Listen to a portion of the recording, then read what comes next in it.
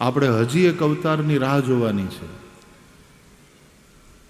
રાહ જોતા જોતા જોતા ઘણાની ધીરજ ખૂટે ને તો એ પોતે જ કલકી થઈ જાય. બોલો કે તમે જેની વાટ જુઓ છો તે અમે પોતે આવી ગયા છીએ. પોતે ભગવાન બની જાય. એટલા માટે પછી જે પાખંડ ચાલુ થાય ને એટલે કવિ છોટમે એના ઉપર પ્રહાર કર્યો કે પ્રભુનું નામ ધરીને કે છે હું છું ઈશ્વર આપે. એક રોમ તૂટે ના એનાથી, એક રોમ તૂટે ના એનાથી, પછી દુઃખ કોનાઈ કાપે. પૃથ્વી પાખંડે ખાધી, સત્યની શોધ નથી લાગી. આ પૃથ્વી પાખંડે ખાધી, સત્યની શોધ નથી લાગી. પછી એવા બધા ભગવાનો જેલમાં પડ્યા હોય. વેદ શાસ્ત્રની વાત ન જાણે અને કહે કે અમે મોટા જ્ઞાની.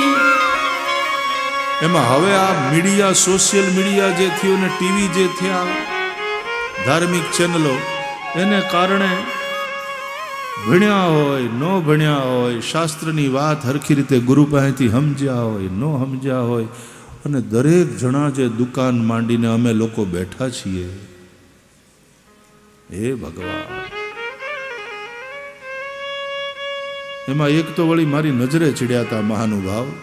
એ આ ગીતા ને ભાગવતના અંતે એના બધાના શ્લોકોના આમ ટાંકી ટાંકી એના અર્થ કરીને સમજાવે. પોતાની રીતના અર્થો કરે, હાવ પોતાની રીતના. ભોગ લાગ્યા કે આ શાસ્ત્રો, આ ગ્રંથો એને પનારે પડ્યા. કઈ ખાવ જુદું જ.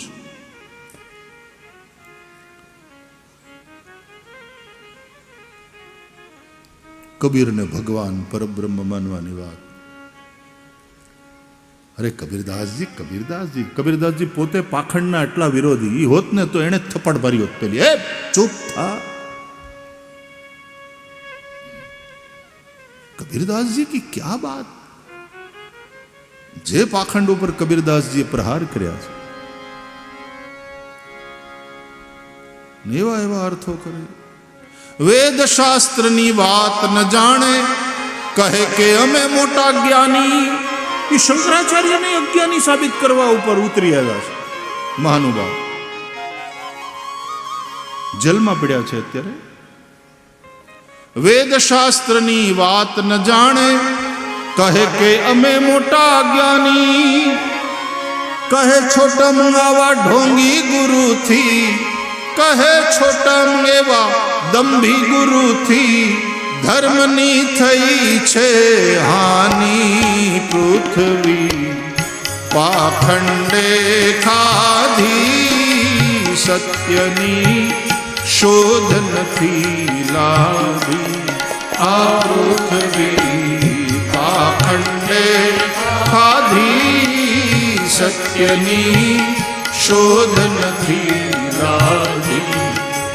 સત્યની શોધ નથી લાગી.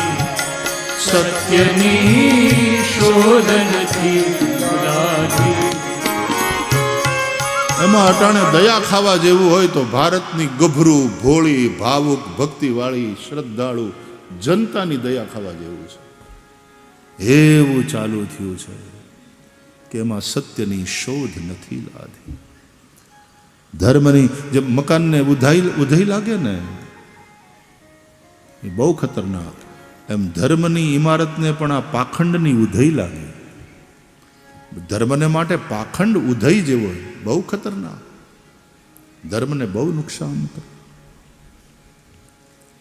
અધર્મ જેટલું નુકસાન નથી કરતો એટલું આ પાખંડ રૂપી ઉધઈ એ નુકસાન કરે છે ધર્મ. પૃથ્વી પાખંડે ખાધી. ઉધઈ ખાઈ જાય એમાં પાખંડ પૃથ્વીને, ધર્મને ખાય. પૃથ્વી પાખંડે ખાધી સત્યની શોધ નથી લાધી. માં અખા જેવા કવિઓ પછી થાય. એણે આ પાખંડ ઉપર બહુ પ્રહાર કર્યો. ભોજા ભગતના ચાબખા.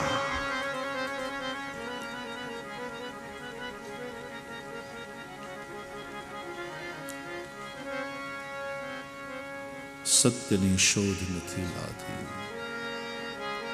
પીળું બધું હોનું નથી હોતું વાલા. એ છેતરાતા નહીં મારા બાપ.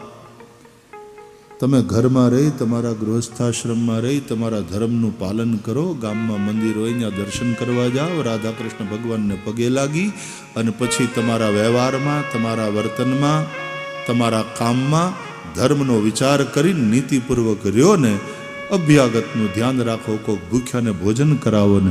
પૈસા ભગવાને નીતિથી કમાવ્યા હોય ને એમાંથી વધારે આપ્યા હોય તો ક્યાંક બે પૈસા હારા માર્ગે ખર્ચો.